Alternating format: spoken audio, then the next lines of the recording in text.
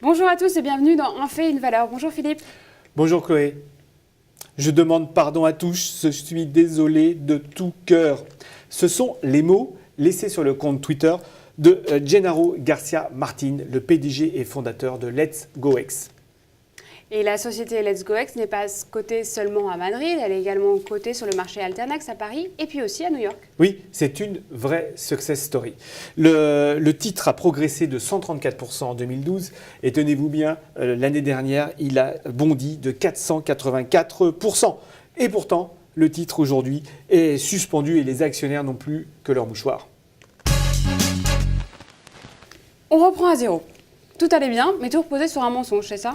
Oui, mais enfin, il a quand même fallu un Zorro pour dénoncer le crime d'abord, premièrement, et pour aider à attraper le méchant. Alors un Zorro ou plutôt un super-héros du nom de Batman, puisqu'en fait c'est une mystérieuse société américaine qui avait le nom de la ville gangrénée par le crime, Gotham City, qui a dévoilé dans un rapport que les comptes étaient falsifiés.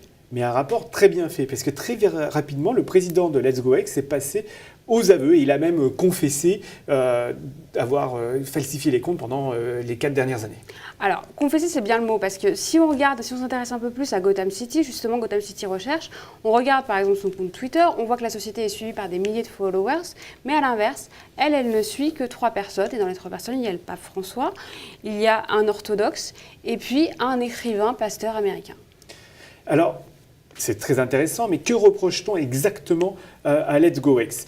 Eh bien, on lui reproche des choses graves. D'abord, on lui reproche d'avoir triché en augmentant énormément les ventes, puisque le rapport dit que 90% des ventes de Let's Go X, c'était du vent. Elles n'existaient pas. Donc effectivement, ça fait monter la valeur, mais sur rien du tout.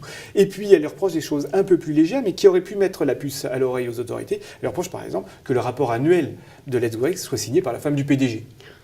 Dans tous les cas, la société est loin de valoir ce qu'elle dit vouloir valoir.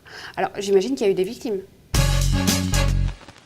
Alors des victimes, il y en a eu, et la première d'entre elles, c'est le PDG lui-même, puisqu'on pense qu'il détenait en direct ou par le biais de sociétés qui lui appartiennent 60% du capital de Let's Go X. Alors pourquoi il est victime? Le chute du cours, tout simplement. De 20 €, on est passé à 8,04 et encore ça continuait. Simplement, le titre a été suspendu à 8,04 le 2 juillet dernier. Et vraisemblablement, le cours de l'action devrait être nul si on en croit Gotham City. En effet, donc il aurait tout perdu. Mais il y a d'autres victimes, ce n'est pas la seule. Il y a d'abord d'autres collaborateurs qui étaient eux-mêmes actionnaires de Let's Go X. Et puis, il y a des actionnaires particuliers en direct ou par le biais de fonds. On estime que 30% du capital était détenu par des actionnaires individuels. Donc ceux-là, ils sont victimes. Et dedans, il y a des Français qui ont déjà commencé à porter plainte pour information trompeuse, pour abus de confiance, escroquerie, faux et usage de faux. Et il n'y a pas que les investisseurs, puisqu'il y a aussi tous les clients des points Wi-Fi qui est la spécialité en fait de l'entreprise. Donc par exemple dans les grandes métropoles françaises, dans les gares, c'est autant d'endroits où Let's Go X était présent. En fait, l'affaire est loin d'être terminée. Tout à fait, et je pense que nous y reviendrons. Merci Philippe, et à bientôt pour un prochain Un fait, une valeur.